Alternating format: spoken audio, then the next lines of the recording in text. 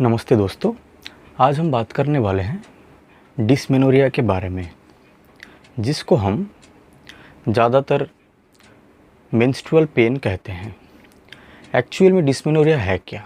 Dysmenorrhoea उसी को हम बोलेंगे ड्यूरिंग मेंस्ट्रुएशन, मतलब महीना भरी के दौरान या मासिक के दौरान जो लोअर एब्डोमेन में जो पेन होता है, उस पेन की वजह से अगर आप जो डेली एक्टिविटी आपका है, मतलब आप जो डे टू डे लाइफ में जो काम करते हैं, वो काम अगर आप नहीं कर पा रहे हैं, to incapacitate day to day activity अगर आपका नहीं हो पा रहा है, इतना पेन है, तभी जाके हम उसको डिस्मेनोरिया कहेंगे। डिस्मेनोरिया ज़्यादातर एक नॉर्मल फेनोमेना है। ड्यूरिंग मेंस्ट्रुएशन के दौरान ज़्यादातर महिलाओं में ये समस्या देखा जाता है। अब हम बात करेंगे कि डिस्मेनोरिया का कितने प्रकार के होते हैं, डिस्मेनोरिया या फिर टाइप्स ऑफ डिस्मेनोरिया। डिस्मेनोरिया या फिर पीरियड पेन जो होता है, उसका दो टाइप है। एक है प्राइमरी डिस्मेनोरिया और एक है सेकेंडरी डिस्मेनोरिया। अब बात करते हैं प्राइमरी डिस्मेनोरिया क्या है। प्राइमरी डिस्मेनोरिया उसी को हम बोलेंगे जहाँ ड्यूरिंग मेंस्ट्रुएशन या फिर मासिक के दौरान जो पेन होता है, उसके साथ कोई डिजीज़ पेल्विक पैथोलॉजी नहीं होता है। जब विदाउट एनी डिजीज़ कंडीशन जो पेन होता है जब ड्यूरिंग मेंस्ट्रुएशन, उसको हम प्राइमरी डिस्मेनोरिया कहते हैं। ये ज़्यादातर टीनेज में देखा जाता है। जैसे कि स्कूल गोइंग गर्ल हो, जो लड़कियां स्कूल जाने वाली हैं, 19, 20, 21, 22 साल से नीचे जो लड़कियां हैं, उनको ये प्रॉब्लम देखा जाता है। ये एक नॉर्मल कंडीशन है, नॉर्मल प्रॉब्लम है। अगर पेन जो हो रहा है वो बहुत ज़्यादा हो रहा है, तभी आपको मेडिसिन लेना चाहिए, नहीं तो आप मेडिसिन नहीं भी ले सकते हैं। ज़्यादातर टीनेज में प्राइमरी डिस्मेनोरिया देखा जाता है और इसका एक अच्छा लक्षण ये है कि आपका जो मेंस्ट्रुएशन हो रहा है, जो साइकिल है, वो ओवुलेटरी साइकिल है। और अभी आप ये सोचेंगे कि ओवुलेटरी साइकिल क्या होता है। ओवुलेटरी साइकिल मतलब आपका जो ओवम है वो मैच्योर हुआ है, और इसको हम ओवुलेटरी साइकिल बोलते हैं। इसका एक्सप्लेनेशन अगर देना चाहे तो बहुत एक लेंदी प्रोसेस है। वो जो मेडिकल स्टूडेंट्स होंगे या फिर डॉक्टर्स जो होंगे, उन लोगों के लिए मैं अलग एक सेपरेट वीडियो में इसके बारे में मैं बात करूँगा। तो प्राइमरी डिस्मेनोरिया क्या है आपको पता चल गया। एक नॉर्मल कंडीशन है। लगभग सभी जो स्कूल गोइंग गर्ल्स होते हैं या फिर टीनेज में जो लड़कियां होते हैं, उनको ये प्रॉब्लम देखा जाता है। प्राइमरी डिस्मेनोरिया ज़्यादातर शादी के बाद एक डिलीवरी, वैजाइनल डिलीवरी होने के बाद, मतलब नॉर्मल डिलीवरी होने के बाद, ये धीरे धीरे चला जाता है उम्र के साथ साथ। अभी इसका रीज़न क्या है? जो पेन जो होता है उसका बहुत सारा रीज़न है, बहुत सारे फैक्टर्स है जिसके वजह से ये पेन होता है। उनमें से prostaglandin, vasopressin, platelet activating factor, ऐसे कुछ फैक्टर्स हैं। मैं ज़्यादा डिटेल्स में नहीं जाऊंगा, सीधा टॉपिक पे आते हैं। प्राइमरी डिस्मेनोरिया हो गया। अब बात करते हैं दूसरे जो टाइप्स है उसके बारे में।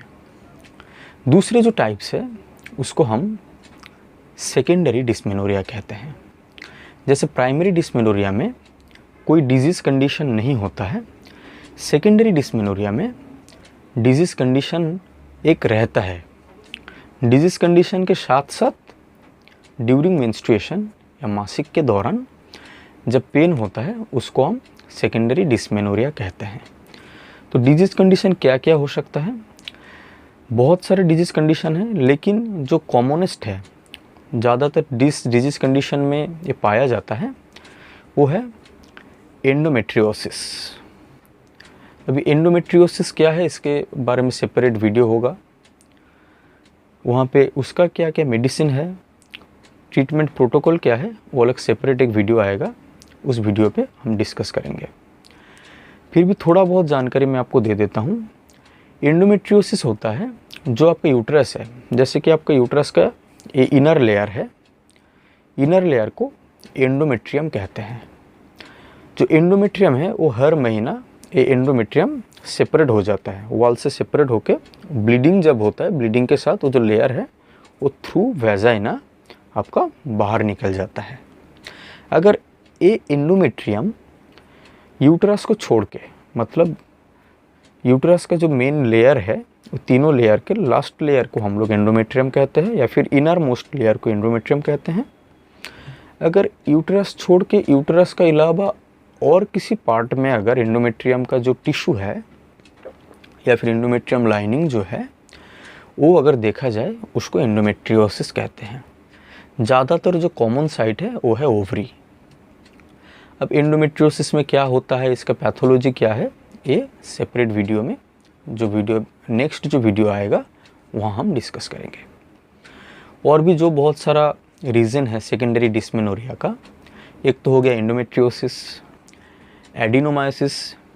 एडिनोमाइसिस भी क्या है ये हम सेपरेटली बताएंगे, और उसका होम्योपैथिक ट्रीटमेंट भी क्या है वो भी हम बताएंगे।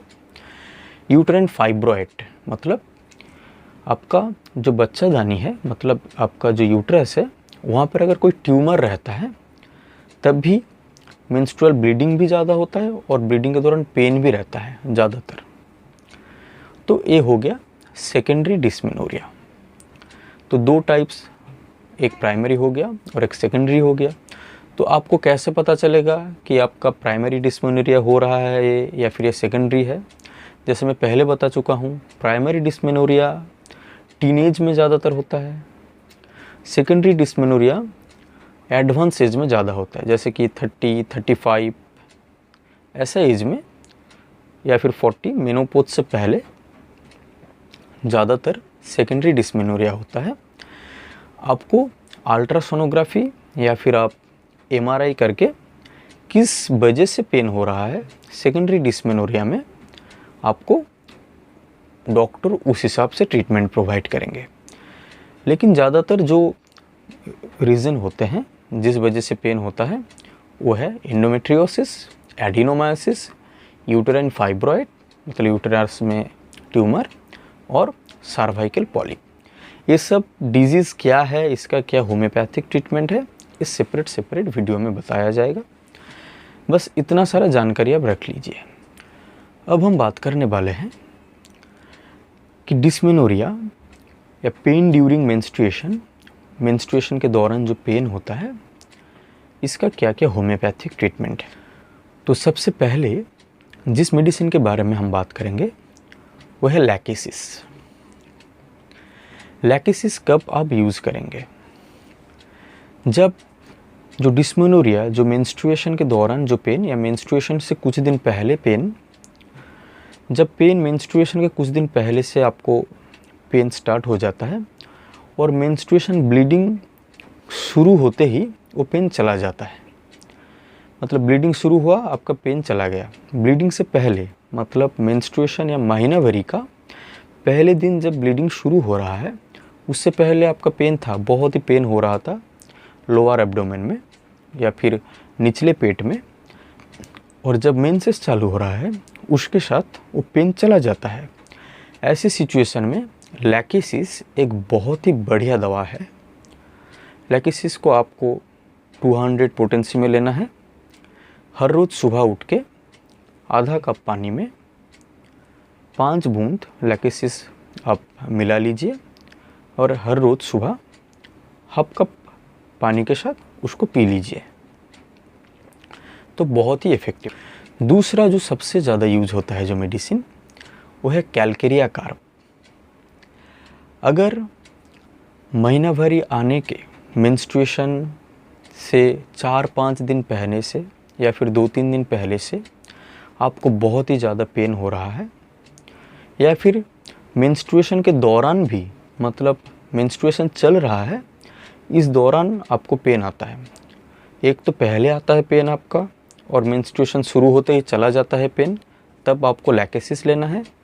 और अगर मेंस्ट्रुएशन के पहले आता है, ड्यूरिंग मेंस्ट्रुएशन भी वो पेन रहता है, तब आपको कुछ मेडिसिन्स के बारे में मैं बताने वाला हूँ, आप वो ट्राई कर सकते हैं।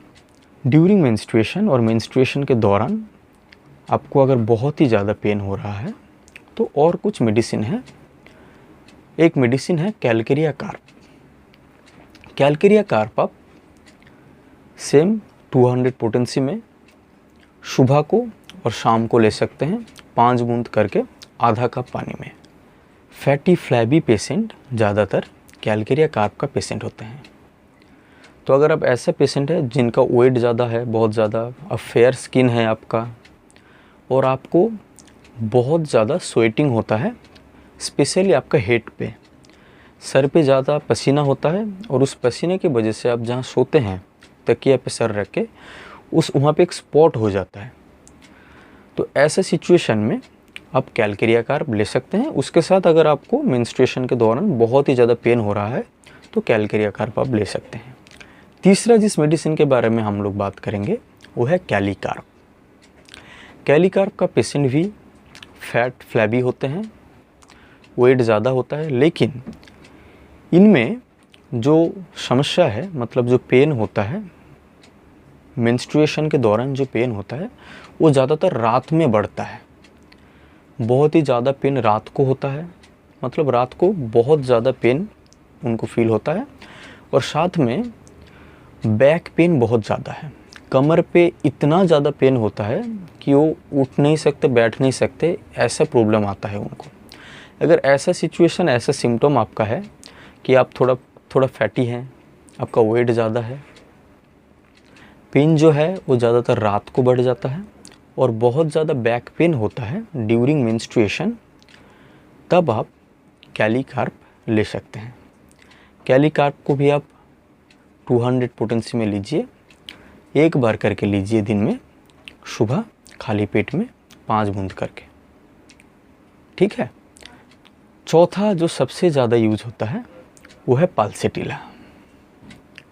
पाल्सेटिला पेशेंट थोड़ा दुबला पतला होते हैं, देखने में बहुत ही सुंदर होते हैं। पाल्सेटिला बहुत ही इमोशनल होते हैं, मतलब छोटी छोटी बात पे रो देती हैं, छोटी छोटी बात पे रो देती हैं वो। और जब पेन होता है ड्यूरिंग मेंस्ट्रुएशन, उनका जो पेट में दर्द होता है, वो दर्द जितना बढ़ता है उनको उतना ज़्यादा ठंड भी लगता है, मतलब जितना ज़्यादा दर्द उतना ज़्यादा उनको थरथराहट आ जाता है, इतना ठंडा लगता है उनको। और पेन माइग्रेट होता है, मतलब पेन कभी पेट में हो रहा है, कभी थाइज़ में हो रहा है, कभी बैक में हो रहा है, ऐसा पाल्सेटिला पेशेंट में देखा जाता है। पाल्सेटिला को भी आप 30 पोटेंसी में या फिर 200 पोटेंसी में ले सकते हैं। सुबह उठ के आप आधा कप पानी में सेम 5 बूंद डाल लीजिए और सुबह और शाम को भी 5 बूंद करके आप मेंस्ट्रुएशन शुरू होने से 1 हफ्ता पहले से आप ले सकते हैं, 1 हफ्ता के लिए। तो ये था डिस्मेनोरिया का कुछ मेडिसिन्स। आप अगर और कुछ जानकारी आपको चाहिए तो आप कमेंट सेक्शन में भी पूछ सकते हैं, वहाँ पे आपको जानकारी प्रोवाइड किया जाएगा। और अगर आपको वीडियो अच्छा लगा हो तो आप चैनल को सब्सक्राइब कर लीजिए, क्योंकि हेल्थ रिलेटेड सब वीडियो आपको यहाँ पे मिल जाएगा। साथ में आपको उसका होम्योपैथिक ट्रीटमेंट के बारे में भी एक जानकारी दिया जाएगा। बहुत सारा मेडिसिन है, लेकिन जो सबसे ज़्यादा यूज होने वाला मेडिसिन होते हैं उनके बारे में एक आपको आइडिया या नॉलेज देने के लिए ये चैनल बनाया गया है। अगर आपको अच्छा लगता है तो वीडियो को आप लाइक कर सकते हैं। नमस्ते।